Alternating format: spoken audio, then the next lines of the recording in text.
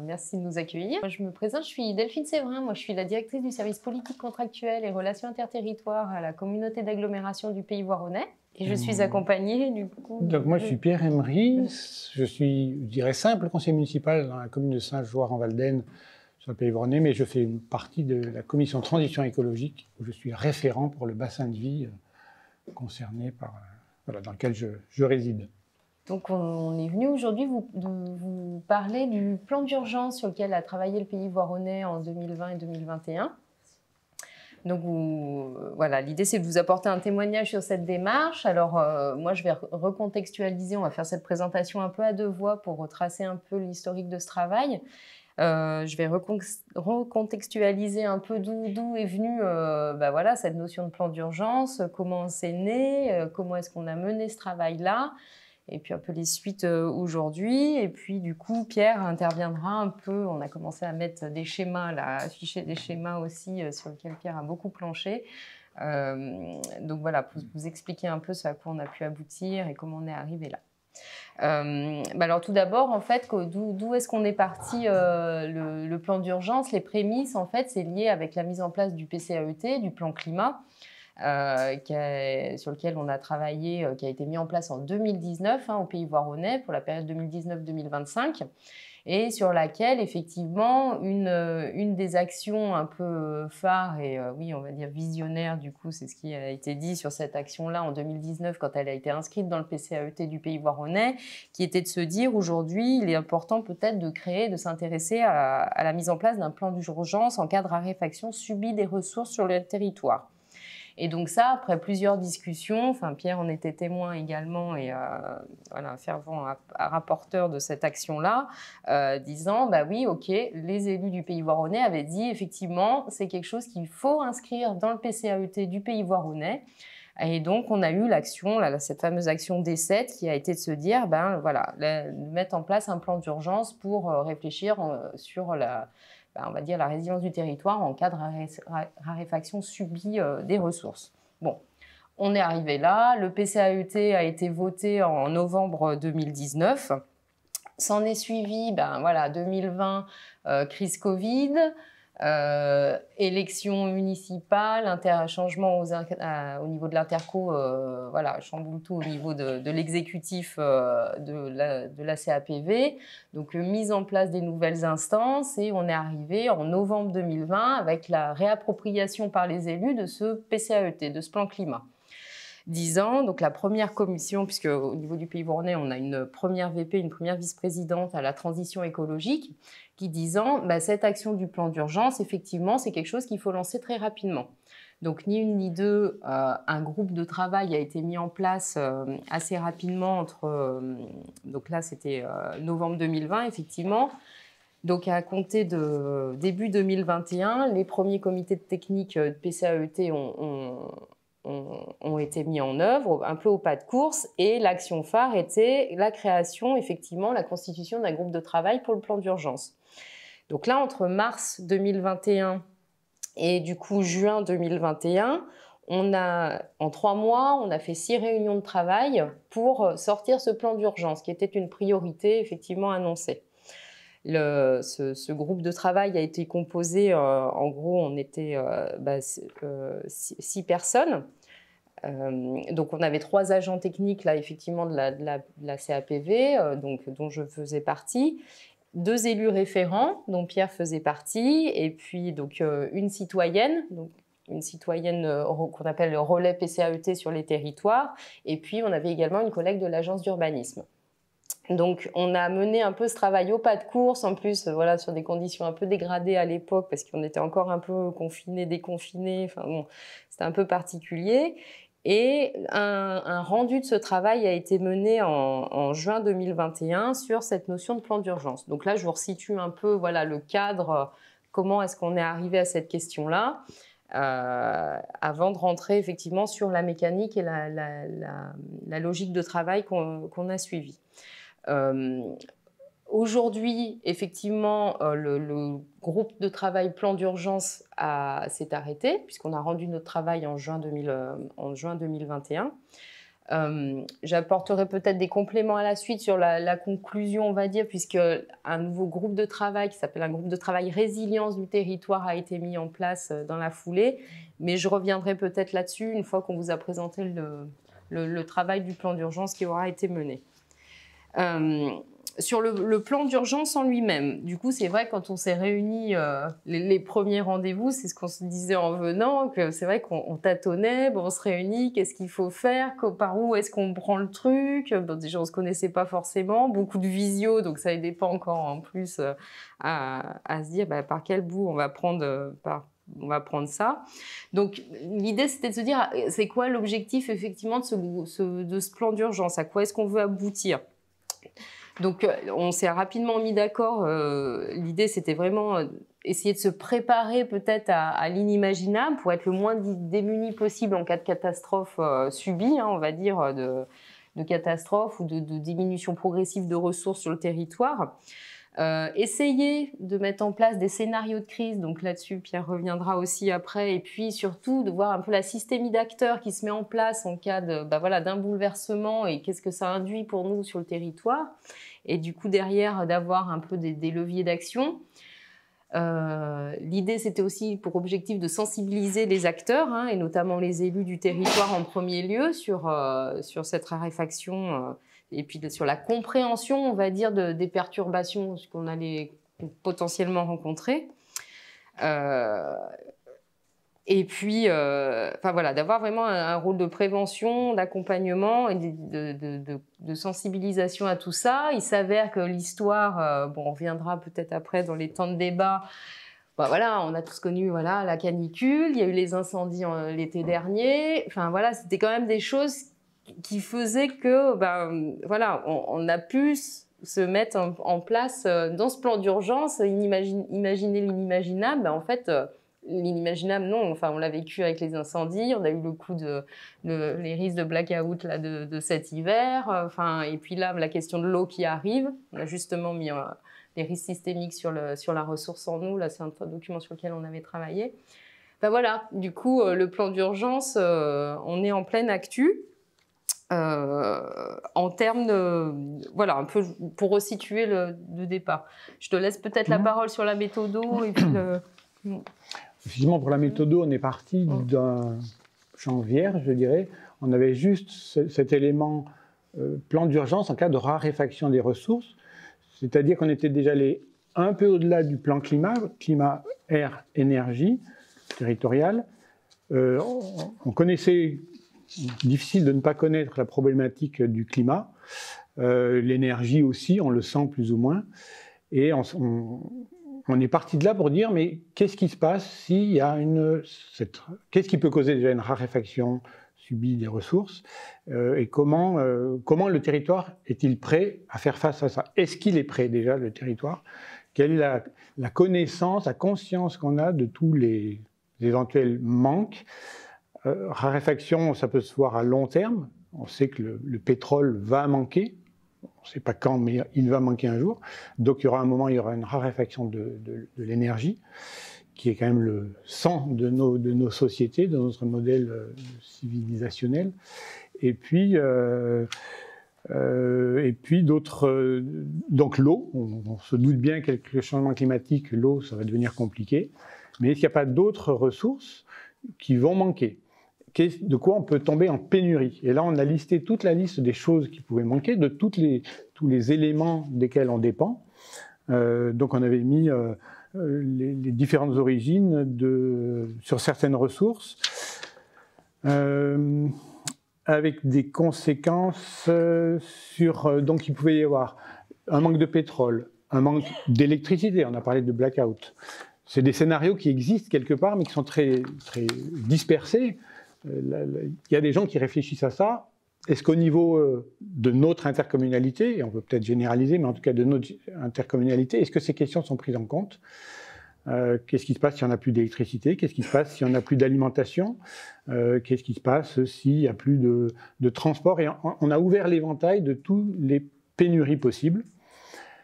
Et puis on s'est rendu compte qu'en fait, un certain nombre de pénuries, c'est là qu'il y a le côté systémique, dépendent les unes des autres. Si on n'a plus d'alimentation, qu'est-ce que ça, à cause de quoi? Ça peut être qu'il y a un manque d'eau, grosse sécheresse énorme, paf, grosse réduction de la production alimentaire. Ça peut aussi être manque de logistique. La logistique, ça peut être pour des causes raréfaction de la ressource énergétique. Pétrole, si d'un coup le pétrole monte à 10 € le litre, qu'est-ce qui se passe? Comment on fait? Ça peut être aussi des conflits sociaux, des blocages, comme on les voit d'ailleurs déjà plus ou moins se mettre en place de temps en temps. Et donc on a ouvert tout cet éventail et on s'est rendu compte que finalement, tout dépendait de deux facteurs, de l'eau et de l'énergie. L'énergie étant divisée en deux, le pétrole et l'électricité. Et donc c'est à partir de là qu'on a essayé de décliner toutes les conséquences d'un manque d'eau, d'électricité ou de pétrole, ou plus ou moins interreliés. Donc alors on a beaucoup travaillé là-dessus, beaucoup réfléchi, et on a imaginé tout ce qui pourrait se passer si on avait un manque d'eau. Et puis, alors le côté systémique qui nous est venu, qui est apparu, que vous verrez peut-être pas bien, c'est un essai de schématisation de toutes les interdépendances de trois éléments principaux: la ressource en eau, la ressource en électricité et la ressource en pétrole. Et chacun de ces éléments nourrit la distribution d'eau potable, le traitement de l'eau potable, la distribution alimentaire, la distribution des carburants, les réseaux numériques. Tout ça est interrelié. Et il suffit qu'il y ait un des éléments qui ne marche pas pour que ça coince derrière. Et si c'est un de ces éléments principaux, c'est vite compliqué. Je dis vite parce qu'on a aussi étudié dans la temporalité. Qu'est-ce qui se passe si pendant quelques jours, il n'y a pas d'eau, il n'y a pas d'électricité? Qu'est-ce qui se passe si ça dure une semaine, un mois et au-delà? On a essayé d'imaginer l'impensable, voilà, l'inimaginable. Et ce que je dirais qui était intéressant dans ce groupe, là je fais un petit aparté, c'est qu'il n'y avait aucun décisionnaire, aucun élu décisionnaire. Donc on avait quartier libre, je dirais, pour imaginer comme on veut, sans qu'on nous dise « Oula, non, mais ça va, ça c'est pas possible, pensons à l'économie, pensons à je ne sais pas quoi, on trouvera des solutions », qui est le discours qui est souvent quand même émis, parce que face à des sujets qui peuvent être inquiétants, il faut bien dire que ça peut faire un peu peur tout ça, hein. Comment on réagit. Donc nous on était totalement libres, libre, piloté par effectivement quand même des agents de la collectivité, et notamment le chargé de mission énergie-climat. Et on a imaginé, on a ouvert l'éventail. Donc ça nous a donné ce schéma avec des vulnérabilités différentes. Si par exemple il y a un problème sur l'exploitation du bois, parce que on sait quoi, les conséquences ne vont pas être énormes, on n'aura pas de chauffage dans 6 mois, ou ça sera difficile. Voilà. Il y a des éléments secondaires qui n'ont pas beaucoup d'impact. Et puis il y en a qui sont beaucoup plus gros. S'il y a une panne sur la distribution de carburant, qu'est-ce qui se passe? On est vite coincé. Il y a au niveau des particuliers, il y a au niveau des incendies, au niveau des forces de police, il y a au niveau des ambulances. Voilà, on a essayé d'ouvrir l'éventail le plus large possible. Et ça nous a amené à trois deuxièmes tableaux où on a décliné les... Je m'y perds. Enfin, peu importe, ils sont construits de la même façon. On est parti de la ressource, d'une des trois ressources. On a qualifié la ressource, d'où elle vient. L'électricité, par exemple, ses origines, donc hydroélectricité, nucléaire, ENR. Les usages, domestiques, tertiaires, numériques, communication, transport. Donc voilà, la ressource. Identifier les perturbations probables. Qu'est-ce qui peut se passer sur cette ressource-là? Qu'est-ce qui peut la perturber? Donc là, on avait marqué sécheresse prolongée, puisqu'il y a un débit insuffisant des rivières, qui a un impact sur les centrales nucléaires, qui peut avoir un impact en tout cas. Des délestages sectorisés ou des coupures totales d'électricité. Donc c'est vrai que c'est amusant parce que ça c'était en 2021. Parler de blackout en 2021, oui, c'est une hypothèse lointaine. Bon, quelques mois plus tard, on nous parle de blackout au niveau des ministères. Probable, pas encore. Pas là, mais voilà, le terme est évoqué. Et puis des risques humains, de la malveillance, des attentats, de la cybercriminalité, c'est des choses qui se développent. À partir de là, on a anticipé la nature des impacts en mode dégradé c'est-à-dire s'il y en a moins ou s'il n'y en a pas du tout, de la ressource électrique, là en l'occurrence. Donc l'impact sur la population, sur l'éclairage des appareils électriques, la cuisson alimentaire, le chauffage, si c'est l'hiver, qu'il n'y a pas d'électricité, ça va poser un problème. Impact sur les réseaux, donc numérique et communication, sur les moyens de paiement. Il n'y a plus d'électricité, il n'y a plus de moyens de paiement. Carte bleue. Distribution en eau, carburant. C'est parce que l'eau, elle ne monte pas toute seule dans les réservoirs, il faut de l'électricité. Est-ce qu'il est prévu des alimentations, des pompes qui montent l'eau dans les réservoirs? Pas sûr. Les carburants, voilà, plus de pompes, plus d'essence. Ça ne va pas durer longtemps sans... Voilà. Impact sur les services, la logistique, la sécurité, etc. Sur l'hygiène et la santé dans les hôpitaux, les EHPAD, l'enlèvement des déchets, les flux sanitaires, et impact sur les activités économiques. Et c'est là qu'on a étudié la temporalité face à chacun de ces éléments. Donc, qu'est-ce qui se passe si ça dure quelques jours? L'impact n'est pas trop grave. Ou peut l'être assez rapidement. L'électricité, quelques jours, c'est vite compliqué. Très compliqué, à court terme, 1 à 2 mois, moyen terme, 3 à 6 mois, ou à long terme. Donc chacune de ces pistes ont été déclinées en voyant jusqu'où on pouvait éventuellement aller, donc sur les 3 ressources. Ça nous a demandé pas mal de temps de cogitation de mettre ça en place.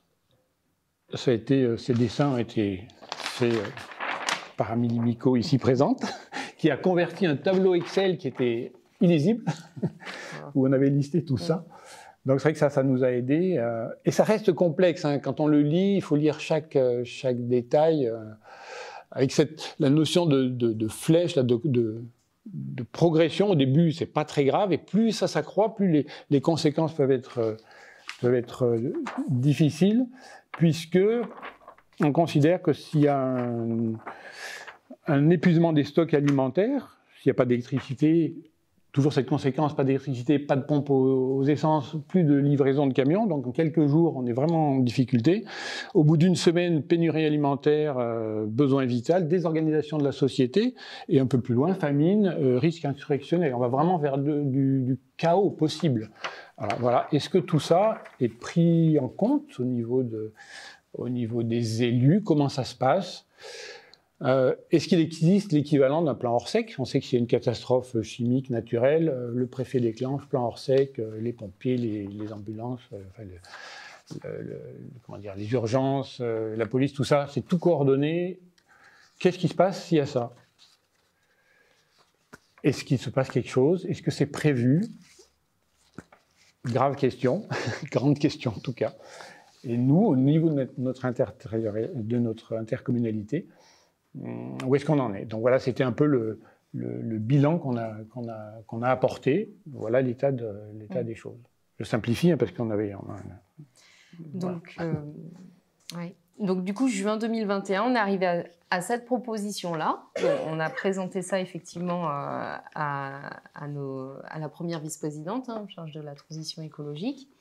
Le travail à ce jour n'est pas fini, hein, puisque, bon, vous ne pouvez pas le lire, mais à la fin, le petit carré orange, l'idée, c'est quand même d'identifier les services et les acteurs qui peuvent intervenir, justement. Donc là, on est loin d'avoir terminé ce travail, puisque l'idée, c'est derrière, voilà, comme le dit Pierre, c'est d'arriver à organiser pour éviter les risques insurrectionnels, enfin voilà, la famine, enfin éviter ce chaos global, quoi. On a pu le vivre effectivement avec la mise en place cet hiver des plans de sobriété sur l'électricité, l'éco-watt. On va y venir cet été avec la question de l'eau, l'éco-watt de l'eau, il en est question aussi. Donc ça fait partie de ces réseaux d'acteurs qui peuvent intervenir. Après, à nous, à une échelle locale, comment est-ce qu'on arrive à le décliner ? On a effectivement voilà, un plan Orsec au niveau du préfet. Il y a des prérogatives qui sont attendues au niveau des intercommunalités, puisqu'il est quand même demandé à ce qu'à partir de 2026, toutes les EPCI se munissent, enfin réfléchissent à la mise en place d'un plan intercommunal de sauvegarde, qui est une obligation au niveau des communes. Mais là, du coup, l'idée, c'est de quand même passer à un cran supérieur au niveau des intercos. obligation en 2026. Donc là, c'est vrai qu'à ce jour, nous, le travail n'est pas encore lancé, mais en tout cas, l'analyse et le diagnostic de départ est déjà bien fourni. Donc là, il va falloir qu'on passe à une autre étape. Et puis l'autre étape qui a été donnée une fois effectivement que ce travail a été rendu, c'était de se dire que les élus effectivement de la commission transition écologique ont souhaité mettre en place un groupe de travail sur le renforcement des capacités de résilience du pays voironnais face au changement climatique, qui peut être effectivement une des conséquences là, de ce plan d'urgence, une suite qui a été donnée. À ce jour, ce groupe de travail sur la résilience du territoire, il s'est réuni 3 fois. Effectivement, là, donc une première fois qui était la mise en place effectivement de ce groupe de travail. On est 16 participants qui mélangent élus communaux, élus intercommunaux, techniciens, voilà, habitants. C'est très mix encore comme gouvernance. Un deuxième groupe qui s'est focus sur la question de l'eau et puis de la formation aux élus, qui a été vraiment... il y a même 2 sous-groupes qui ont été... on voit que la question de la formation aux élus sur ces enjeux-là reste quand même quelque chose où il faut encore titiller parce que tout le monde n'est pas... s'estime formé aussi sur la question. Et puis le dernier groupe de travail là, qui s'était réuni en décembre dernier portait sur la question alimentaire avec un témoignage justement sur le PAIT, là, le plan alimentaire interterritorial. Donc voilà, aujourd'hui, on est arrivé à ce travail-là. On a des enjeux nationaux qui tombent, puis des risques nationaux qui nous arrivent. Nous, effectivement, on avait mené ce travail. Je me souviens que le risque incendie, on l'avait fait apparaître. Et encore, ce qu'on se disait, on avait vraiment l'impression, quand on menait ce travail, d'avoir une vue très pessimiste des choses. Donc, on s'était même auto-censuré des fois à se dire non, là, on va plutôt le décaler sur du moyen terme, plutôt du 3 à 6 mois, voire du long terme que du court terme. Et je vois notre risque incendie, on l'avait mis, effectivement, il me semble que la question de la ressource en eau, il est sur le problème de l'eau, problème de la ressource en eau, on l'avait mis sur les 3 à 6 mois, ils arrivaient. Sauf que là, on l'a bien vu cet été, qu'on pouvait le décaler plus à court terme sur notre vision des choses, quoi. Donc voilà, après sur les autres actions qui ont découlé effectivement de ce plan d'urgence, nous on avait effectivement identifié tout ce qui est en lien avec des notions de sobriété, de prévention des gestes, sur les quantités d'eau qui sont consommées, sensibiliser la population. Donc là, on va dire que ça s'est accéléré avec toutes les annonces et encore plus récemment avec les annonces sur le plan eau là qui ont été faites au niveau national. Et puis voilà, une déclinaison locale de ces actions. Tout le travail sur la sécurisation de l'alimentation en eau potable et puis de l'interconnexion avec les autres territoires sur la sécurisation de l'approvisionnement en eau du territoire. Donc là, on y travaille. Il y a des travaux qui sont lancés aujourd'hui sur l'approvisionnement en eau potable. Après, sur la question de la sécurisation alimentaire, on parlait de ce PAIT qui porte une des actions effectivement pour sécuriser l'aspect alimentaire et puis sur notre territoire. Et enfin, soutenir les effets d'autonomie, on va dire, en production d'électricité, puisque le PCAET, c'est une des grandes actions phares, effectivement, du plan climat du pays voironnais, qui est sur le déploiement d'énergie plus locale. On en est sur le déploiement du photovoltaïque, sur la question de l'eau. Donc, on est vraiment sur des axes qui sont amplifiés, on va dire, par des aspects externes. On ne va pas dire aujourd'hui on va être quand même assez, on va dire, en toute humilité, le plan d'urgence n'a pas accéléré forcément les choses, mais est venu confronter un contexte, on va dire, d'actualité et d'extérieur qui ont renforcé ce qui avait été aussi posé dans ce plan d'urgence et les attentes qui sont attendues dans le groupe de travail résilience aujourd'hui qui est mis en place, et puis les interpellations des habitants qui viennent directement, on va dire, voir leur maire. Donc, les maires interpellent directement l'interco en disant, aujourd'hui, vous en êtes où sur la question de l'eau, sur la question de l'autonomie aussi là-dessus, sur l'électricité, où est-ce qu'on en est sur le déploiement des panneaux, enfin voilà, des centrales photovoltaïques. Enfin, il y a eu une remontée citoyenne aussi sur ces attentes-là. Ce qui me vient là en écoutant Delphine, c'est la notion de système ou de systémie qui est mise un peu en évidence là, mais dans un système isolé, c'est-à-dire qu'on ne considère que notre intercommunalité. Et je fais un lien avec ce que je disais sur le plan Orsec. Le plan Orsec, ça répond à un événement local et peu durable.